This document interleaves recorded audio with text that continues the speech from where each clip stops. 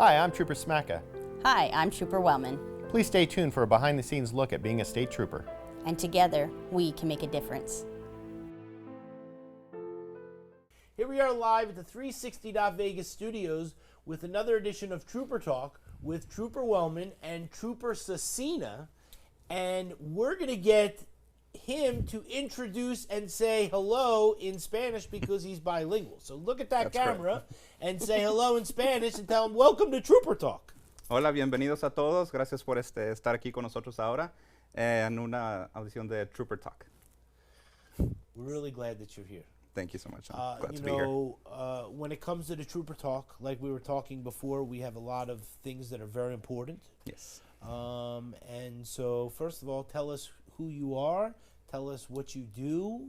I notice you have the gloves there. Like, you know what I mean? Like, Right. tell us, like, you're very prepared. So, Yes. So tell us what, all these things, and tell us about yourself. Okay. First of all, thanks for having me here. It's a pleasure to be here. So I'm Trooper Ricardo Cecina. I work with the Nevada State Police Traffic Unit. I've been with them for about 4 years now. I just got out of graveyard, so get a little bit of a vitamin D. So the gloves, like you mentioned, the gloves. Yeah. When I was on graveyard, we had a lot of people that were asleep behind the wheel, a lot of DUIs, a lot of crashes, and sometimes you needed just thicker gloves than your regular latex gloves. So I started wearing them because I found it easier when just to have them available right there when I'm dealing with the situation right in front of me, as of like going back to my car, getting the gloves, having to glove up. So I'm losing time. So just put them on there, and so far it's been working out for me. And I've actually seen a couple of troopers starting to implement that as well, having extra gloves with them to either help assist break a window or get someone out of the vehicle, open a door, or even as simple as moving some debris out of the road. Yeah. Those semi-truck tires, they have like little needles in it, and it only takes one time that you grab that tire debris out of the road, and you'll never do that again barehanded. And then you want your gloves to always move those tire debris out of the roadway. And I learned that the hard way. Me too. Yeah. Me too. So I feel like it's a initiation almost. Yeah. Like you gotta do it. Right. Yeah. You do it one time, and then that's the end of it. And then Yep. you get the gloves. Ladders too, because of all the metal. Oh, the metal shavings. Yeah, I grabbed a ladder once, and when I tossed it to the shoulder, I was like, ah, and I had to get like duct tape to get all the little Yeah. shavings out. That one sucked. Never thought about that. Yeah, and so we always glove up. So our special guest here today, is pretty cool, right? Yeah, he's a great guy.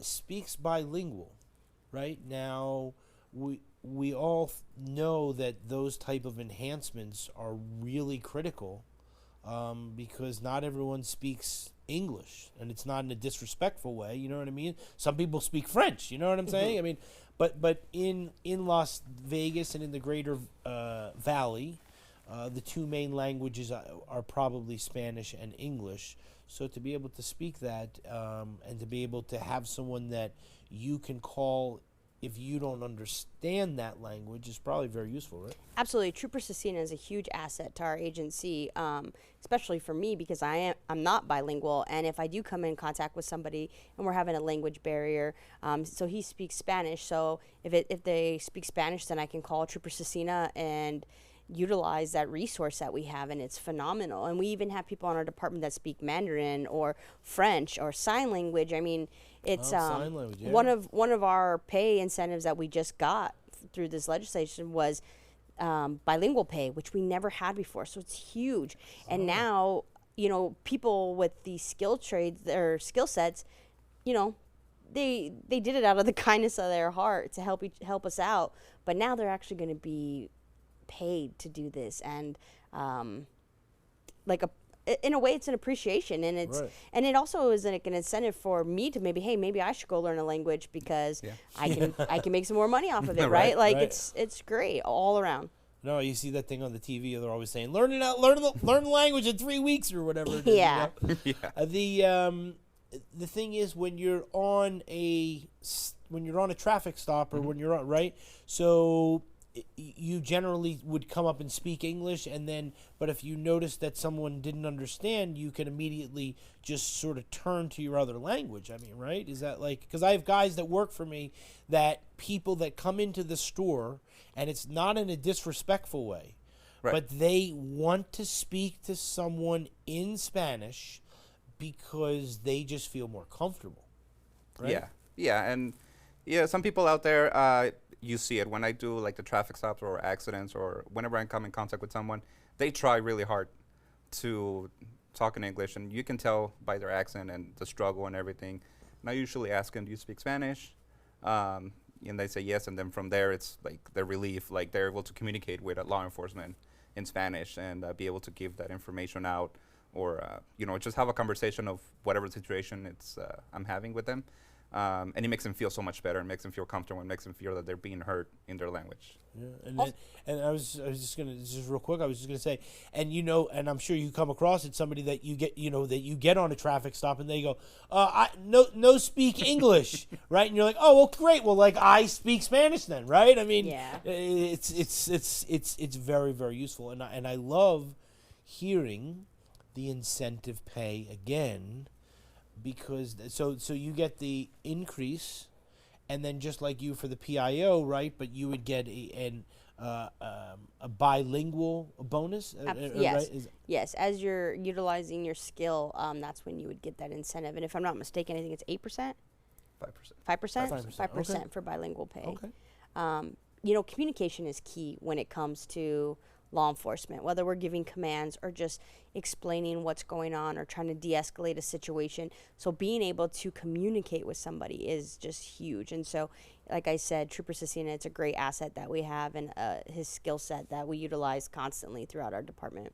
And so if they were to, if he was to be a PIO and the bilingual, then you would get PIO, or like you would get, right, like you would get those stacked on top of each other. Absolutely, Right? because he's going to also be he does many interviews for us already with like Telemundo and Right. different, networks here in town. And so So I'm saying, so it would be very, like, for someone joining or thinking of joining, yes, right, to be able to already have some form of a extra skill set that sort of separates Yes. them from others would be very useful, right? absolutely. Yeah. Okay.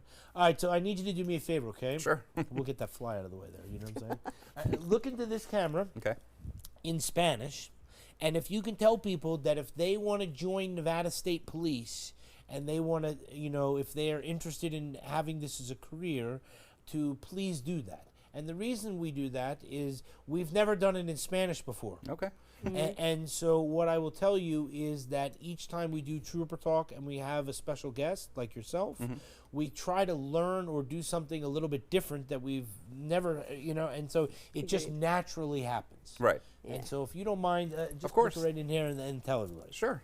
So, si usted desea tener un empleado, let Yeah, me it's okay. rephrase again. Si usted desea tener una carrera con la estación de policías en Nevada, por favor, póngase en línea nevadastatepolice.com. Haga una aplicación, puede hablar con cualquiera de nosotros. Si usted habla español y desea hablar con alguien en español, pida información en español y se le puede comunicar en español. Si quiere una carrera, ese es el mejor lugar para trabajar aquí en Las Vegas. Gracias. That Thank was you. awesome. Yeah, that was awesome. And that's what I'm saying. Like, like if we can reach one person who maybe speaks Spanish and isn't as good with English or whatever, there's people that are willing to help. Yes. And so we need to get more troopers on the road that, and the bilingual thing is tremendous. And I think it's important to also highlight that Nevada State Police and all of our divisions are made up of many, many different cultures and diversity. And this is just another example of what nationality are you, Trooper Cecina? Hispanic, Mexican. Yeah. Hispanic, Yeah. Mexican. Yeah, like, somebody that's sitting at home right now can relate to him and be like, Yeah. oh, that could be me. I- Because sometimes seeing is, there's a saying with females, like, if you can see her, you can be her. And it's a copyrighted trademark that a lot of sports teams and that use. But I always know when I put this uniform on, a little girl is somewhere looking up to me going, oh wow, that could be me one day. And so I think it's very important to always like highlight all our diversity. Yeah, I do as well, and it's something that we've shown many times for the different cultures because it's very important. You know what I mean? That it's a family, and so it doesn't matter what ethnicity, what religion. You know, we're all in this together. Right. And so it's very, very important. And, Yeah. But it's important to highlight our differences so that we can do things in a better way. So, Yeah, it I helps us agree relate 100%. to our community members. We are our community members. We make up the community as well because we live in this community. And so it's important for them to know that we are just like them. Yeah. And My last question, and then we'll get to some pictures. okay, So you have the take-home car. I do. Right. So, not to get personal, Okay. but so you're on the graveyard, right? Yes. Okay. And then the first day that you're not on graveyard, what is that day like for you? Like, Well- do you wake up in the morning, like on your normal routine, or you just like do you have coffee? Do you just sit like outside at your house? Like, what do you do the day after that graveyard stops? I have to reset myself because the sleeping schedule it's very, very crazy. But usually I wake up and I have breakfast because when I'm working graveyard, I get home and I just go straight to bed. That's it.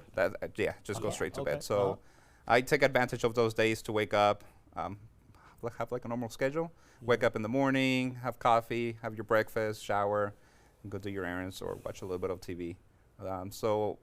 And I'm a big morning person. I like breakfast. Oh, okay. My family doesn't, so usually I'm doing my own breakfast. So Alone time. I like doing that. Breakfast is a pretty important thing It's for me. important to you Yeah. to like start your day. Yes. And so when you're on the graveyard, so like you're at a high, I don't know what the word is, but like you're very like you're very high energy, right, because of what you're doing, and then but you're able to just like reset yourself like on your drive home and just is it very difficult for you? No, it does take time, and that's something you have to work in yourself. How to be able to disconnect from work when you get home, not only for yourself, health-wise, but for your family. Obviously, you don't want to carry what you saw: graveyard crashes, DUIs, wrong-ways, whatever it was. You don't want to carry that with your family. So usually, my Fridays when I'm getting off of graveyard, it's like, okay, I've done with my week. I can go home, relax, spend some time with my family, and I'm already thinking of like, what can I do with my family? So having those positive thoughts, having that positive energy, disconnects you from it and gets you excited for the weekend with Yeah. your family. Yeah, totally. It's good. It's great. You know what I mean? Like that. And again, we want to highlight these things because when we talk about joining Nevada State Police, Trooper Wellman and I, we always talk about her family and things of this nature. It's important to know that that you're not to say regular people, but like you have families, like you Right. have emotions, Yeah. right? You're not just like just a machine. And so part of what is important on the Trooper Talk is to talk about the fact of, that we never want to put anybody into a position where you have to pull your firearm, where you have to pull somebody out of your car, where you have to do things when, people can just, be better. Right. And so we're glad that you're here. Thank you so much. So this is the next part of Trooper Talk, okay? All right. We used to just talk. And then we decided that we were not going to talk and we were going to do some pictures. And so now Johnny makes us our pictures and then we talk. In honor and remembrance of the lives lost on the bravery and courage shown. Is that for September 11th? Yes, it was Yes. yesterday. It was our social media post. So I will tell you that I was at September 11th. I was 5 blocks from September 11th in New York. I owned a diamond company, and I was there. Wow. And my sister was in the Tower 2 or whatever it was, and I left when the first plane hit. One of the guys came in. He said, the plane flew into the tower, and then we had a TV and we turned it on, and then we saw the second one come in, and I went out of the building and tried to run down towards the towers, and I found this little radio store that had back then, so this was in, right, 2001, you didn't have so much on your phones like we do today. And so I tried to buy one of those stupid Walkmans with just the earplugs, but his credit card machine wouldn't work. Anyway, and so to make a long story short, I remember seeing my sister that night. My wife couldn't get a hold of me. It was horrific. No cell phone, no nothing. And she said that, you know, you could feel the cement from the people that were jumping. And so, you know, and it was just horrific. So we always want to honor, you know, it doesn't matter how many years, you know, it goes by. You know, I heard something the other day, which was that more people have died after because of the toxic fumes and things of that nature than actually on that day. And so I saw that today too, yeah. on a news article. So it's, you know, we you know, they ring the bell, they, you know, and so it's just horrific. We obviously we want never something like that to happen again, but Right. you know, And go it's, ahead. but it's good to honor stuff like this. And I know we've been seeing it a lot on Facebook and other social media. Firefighters, law enforcement, and everything have been like climbing the stairs and all this Yeah. stuff. So they've been putting their stuff in honor for the people that lost their lives that day. And I think it impacted everyone. And we'll try to do as much as we can to honor them. Yeah. It's always about remembering it, right? And when we climb the strat is what he's talking about. First responders climb the stratosphere here in town, and as they're climbing the flights of stairs, we wear a picture of a fallen individual of that day. And as you're going through the stairs, they have all the 911 calls playing and people calling in, and it really takes you there, and it's very traumatic, but it really makes you appreciate life and appreciate why we do what we do, and those that came before us and what they gave, the ultimate sacrifice. And so it's just about remembering them, honoring them, and never forgetting, basically. Yeah, and then the other thing that they said is that a lot of the people that are, I don't know if they said law enforcement or like in the military now, but like a lot of them weren't alive when September 11th happened, right? So it's sort of like, you know, not to be disrespectful, but like, you know, it's like the Pearl Harbor of people that weren't alive during Yeah. then. It's like, Right. what happened then, right? It's history. They don't It's sort of fully history. grasp it because we lived it where they weren't even in existence yet. Yeah. So they only know from what we tell them or what they see, but we lived it, so it's different. Yeah. I will tell you, it was nuts. Like to be in, like to see that smoke and stuff. I never knew that. I never knew you were there. That's Yeah, crazy. it's I left right after I'm that. so glad you're okay. Yeah, Yeah. thank goodness. You know what I'm saying? All right. National Truck Driver Appreciation Week.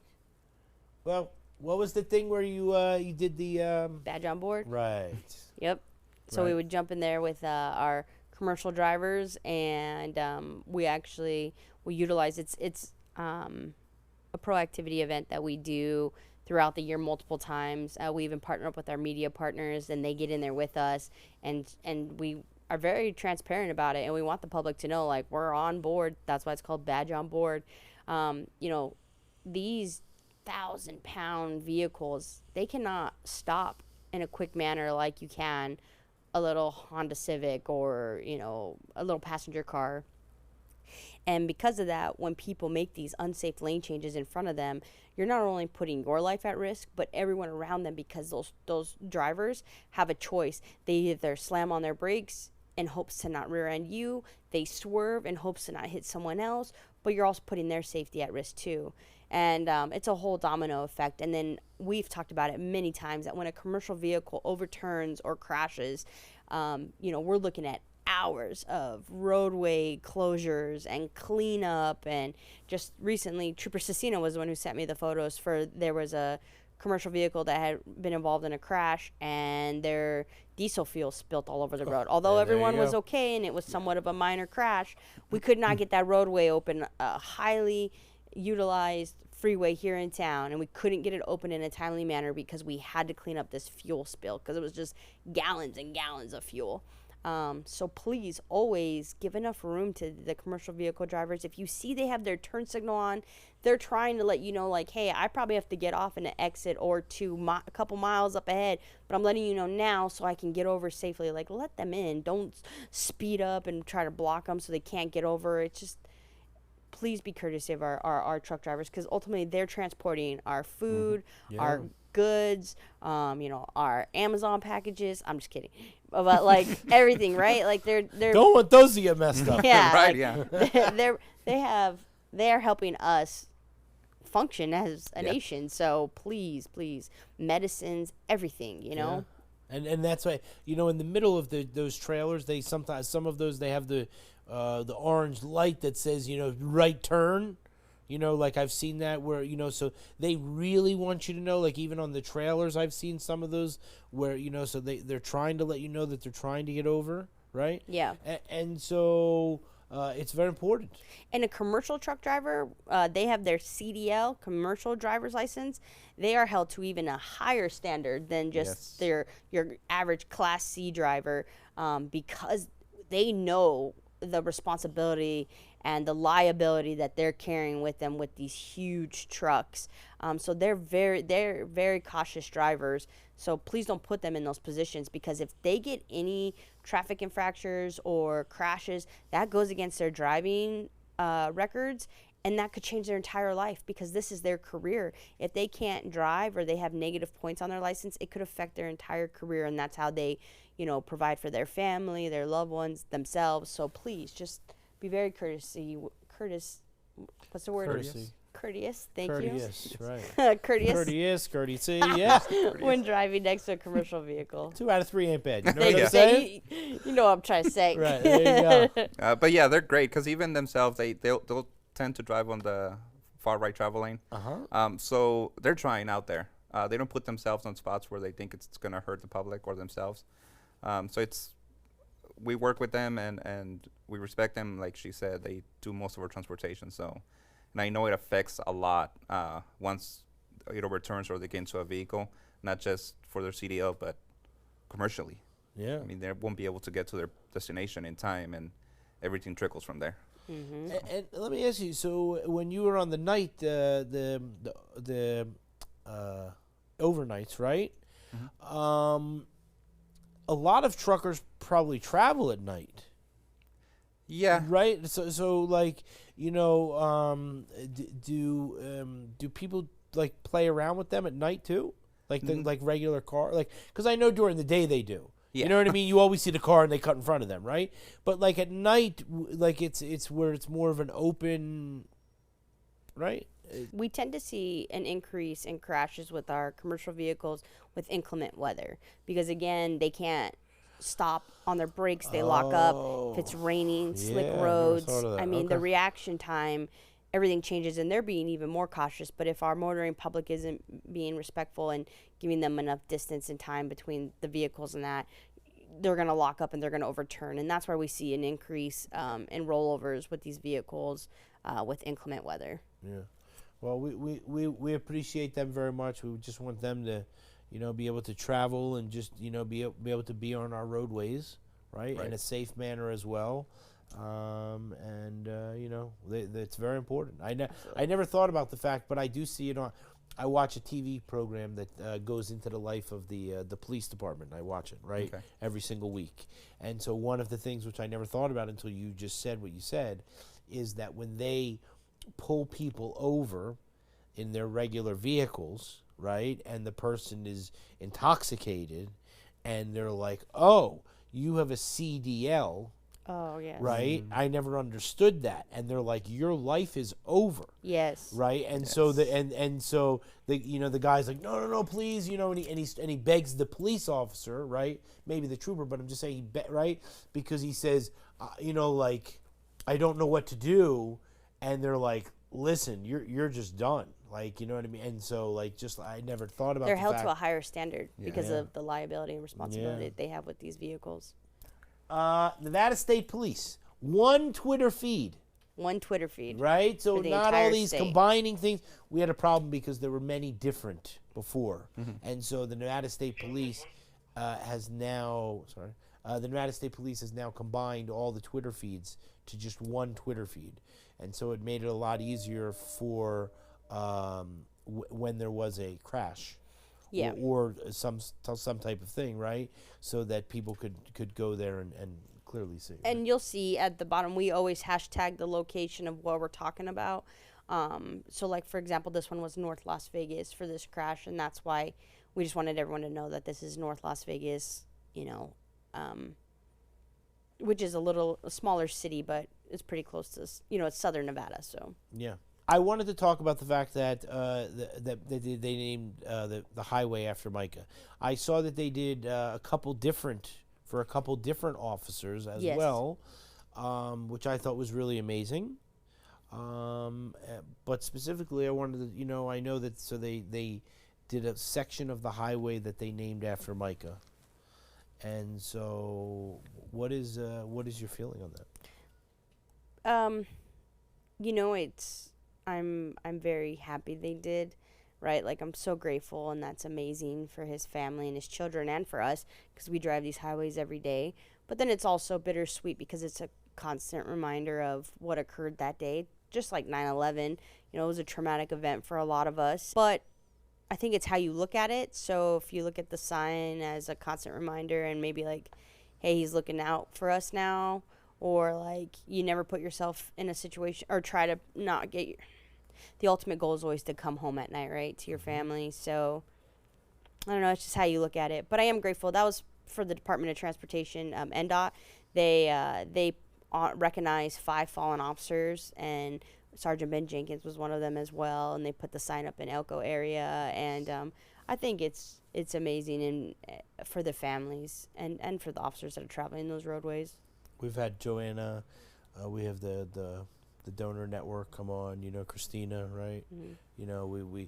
We had Joanna come on here, and for the first time she really was able to talk about that day and the stuff like that, and we have it all on the tape, on the camera and stuff like that. And so Micah May, what's your thought? For what they did, as far as the sign on the highway, it's great.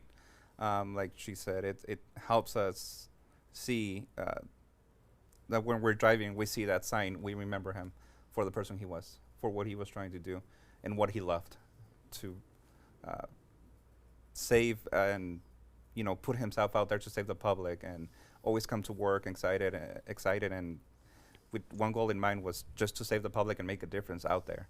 And like I said, it just depends how you take it. Yes, you can pass and be like, this is where the incident happened. But at the same time, if you take any small positive from it, is that he was there and he tried to end that pursuit that was going on. And he put his life on the line for others. And he's always going to have a respect. And he's a part of our family, just like Joanna and his kids are going to be part of our family as well. Where were you that day? I was. It was my day off. Oh. And I did not know about this till after it had happened, and I was pretty much on standby to see if they were going to need us to come on and assist the roads with calls and stuff like that. But it was bittersweet to hear what had happened. It's almost like disbelief, like there's no way it could happen. Were you about a year on? A little over a year? Yeah. So was that a trip to just like kind of like reality? Yeah. So Jenkins, I was working Jenkins at the time. Then too. Jenkins, we had to stop and listen to our radio and everything. And I was doing a field training at that time. And then the Micah May was just, it does hit you. It hits you, and it's almost makes you sad. It makes you angry, and you just want to do everything you can to make a difference out there, just like Micah May was doing, and to remember him for the person he was, and keep his memory in our heart. Because we ask everybody, and I wonder how you would feel like, it's interesting, like, so that was like your day off, right? So you're like totally disconnected, and then all of a sudden you hear about a like tragedy like that, you know what I'm saying? And so, but so we're thankful that they did that. It's I know his family is very, very grateful for it. I understand. I try to understand, but my friends who have the law enforcement that are in other departments where they have the people that have passed away on a wall. It's very difficult for them to walk by because they're in uniform, and so they don't ever want to think about themselves being in that point. So it's which we hope that never happens. Does that make Right. sense? And that's why course. we do the trooper talk. You know what I'm saying? So that maybe if there's a way that people would do that, that they Yeah, majority of our crashes or fatalities or critical incidents were all preventable, and that's what's frustrating. yeah, 100%. You know what this means? This means you made it. We made it. You survived see, your this first is trooper very talk. exciting. All right, listen. You're invited back anytime you'd like.